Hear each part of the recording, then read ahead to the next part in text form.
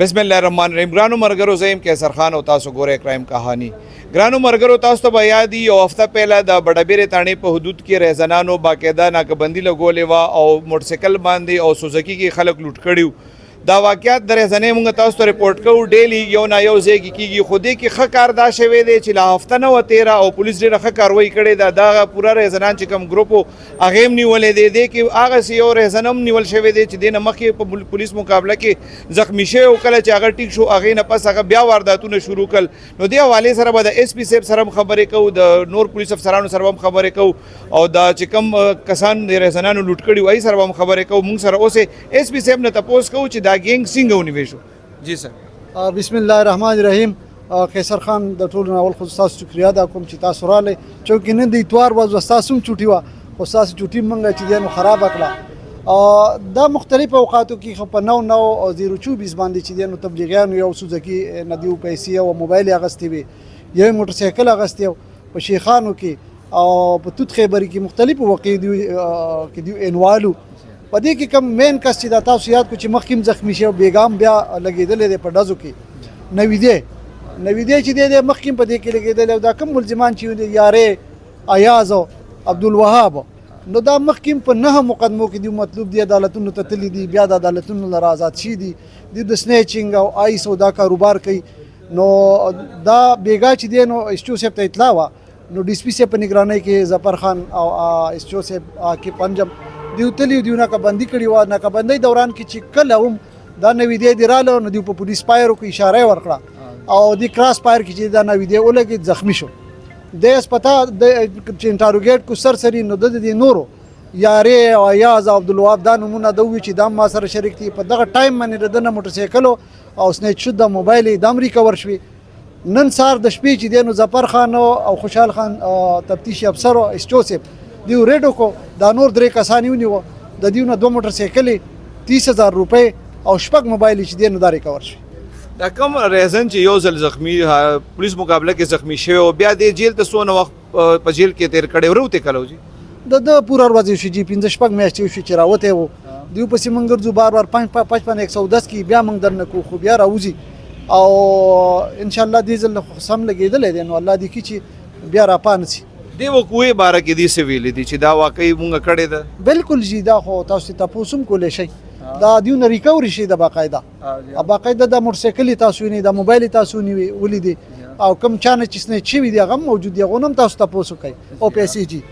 دې پسې چې دا کم کسان تاسو نیولي دي دې پسې خپل فیملی نه څوک راځي بیا منډه تړنه واپس څوک وهي؟ نه راځي جي، هر سړی پسې راځي جي، هر سړی سپارښونه کوي چې پرېږده. خو دې کې اوس موږ داسې قصه کړې ده چې آینده لپاره څوک هم په غلو یا ډرک سیلر چې کوم دي هغه چې منشیات خرڅوي د دیو پسې څوک راشي نو هغو خلاف به موږ کاروایي هم کوو او د دیو نومونه چې دي نو دا به موږ په چوکو او چوراو اهم مقاماتو کې لګو چې دا د غلو او د ډرک سیلرو چې دي دا ملګري دي. دا ملزمان چې کوم دي دا پیسې خرچ کوي چېرته دي چې کوم دا دونه ډېرې زیاتې پیسې خلکو نه لوټ کړي که نه دي بیا تاسو د تفتیش کې څه ویلي چې دې پیسې چېرته خرچ کوي؟ دا خو جي تفتیش لا شروع دی، خو دوی وایي چې یاره دې باندې موږ ځو باړې ته یو ځای ته بل ځای ته هلته پې آی سلو او په لوپرو باندې جي فری پیسې او نو دا ډېر خلک دی جي عادي دي جي هیبیچول دي. د دې ګرانو مرګرو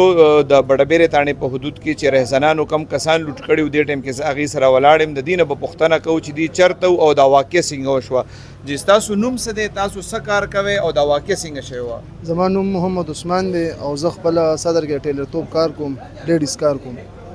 واقع داسې وه چې مونږ سهار کې تشکیل پوره شو زه تلو شابخیلو ته،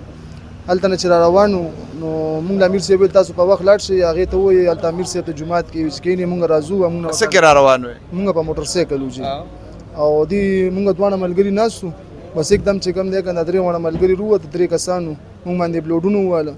دی ورته ومې چې یاره مونږ تبلیغ والا یو، هغې مونږ سره خبرې مو نه کړې او بس مونږ نه یې موبایل یې واخیست او بس روان شو جي.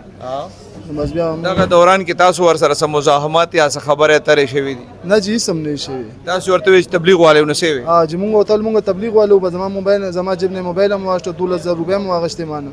او بس دې موبایل دې ملګري نه هم 10,000 روپۍ واخیست او سامسنګ موبایل ورسره هغه هم ترې واخیست. مونږ سره خبرې اترې ونه کړې، بس په ټو کې بیا روان شو جي. بیا تاسو څه وکړل؟ بیا چېرته لاړئ؟ بس بیا مونږ امیر صاحب دې ته ودرېدو، هغې مونږ پسې په سلوکي کې را روان وو. بیا مونږ هلته نه چې امیر صاحب ته وویل یاره تاسو ځئ جومات ته، او مونږ هلته کې اف آی آر کو بیا درځو بیا مونږ رالو چې د سیپن چوکۍ کې مونږ اف آی آر وکړو نو وسای نه پس بیا د ملګرو چې کوم دی کنه مهنت وکړو کوشش وکړو کسان گرفتار کړي دي او الله دې خوشاله او آباد ساتي مخصوص دلته راغلي وجي تاسو هر وخت شو کیږي 2000 څوک نه نیول کیږي کنه سو وجه وساله ملزمه 2000 نه یاره جی بس متی الله خان دی الله پاک دی ور نورم ترقی ورکی هغه و باندې چې کوم دی ظفر صاحب ډی اس پی دی هغه پس ډیر منډه تړلو والے او چاري خکورې ودان کسان گرفتار کړي سیروزه ختم شو کنه سیروزه روان ونو دا کارو شو جز سیروزه ختم شو هغه ټیم نه واپسی وجي سار شپږ نیو کله چې امیر صاحب رالو بیا څه دعا مو کال د کنه چې مطلب یاره جی امیر صاحب دی خدای ستړي خپه شو او هغه سودکی کې هغه د جمعهتونو مونږه نو مسغي ول تاسو خیر د سکارو کې اف آی آر کې بیا مسجد ته راځي نو مزبیل ته کې عملګرو دعاګانې هم کړې وي او دایې د برکت چې کم دی کنه نن دادي کسان گرفتار شوي دي خوشحال خان سینیر انویسټیګیشن افسر د دینه به تاسو کوو خلکو اورو چې مهنګای د نشو کې زکه زیات شوي واقعي دغه سیدی په د کور سامان لري بسم الله الرحمن الرحیم کیسر خان دا خبره صحیح ده د دې اکثر لمرګری هم زیات وي د دې خرچي هم زیاتی شاهانه زندگی تیری یو غنټه کې مطلب د جدي مال پیدا کی او بیا په 2 ورځو کې خامخا لوزي بیا ورته پاره چې غنټه کې زدا مال پیدا کولې شم نو دی وجه مطلب دا چې دی وسادي جرم پېښه دي نو مطلب چې پیسې پیدا کی هغه کار دی کوي مفت مال او دل به رحم دی کار دی مال مفت دل به رحم نو الوزي پس جی دغه نشي په کوي تماشې په کوي اکثر اجلاګانو پسې دي ګرځي د اجلاګانو پروګرامونه کوي دغه ته زیات ترسیدا لکان اجلاګانو پروګرامونه کې لوزي او ایس چرسته دی په پېښه ده ظفر خان څنګه چې مشرو ویلې چې لکه اکثر دی دا پیسې د کور والا د پیسې خو دې سنیچ د کور والا مور پسې بیا منډه ترنه وي د خلکو ته تاسو سوای چې د خپل بچو پسې بیا په پښو کې کیونی ویشي د خپل بچو پسې ضمانت کول پکار دي که سنور سهال شته تاسو سره بسم الله الرحمن الرحیم کې سرخان ډیره مهرباني ایس پی صاحب تفصیلا تاسو سره خبرو کې په دې لړ کې مونږه باقاعده په علاقه کې کلی کچهری کړی دي والدین مونږ راغوختي دي ته مونږه باقاعده ویلي چې به دا خلک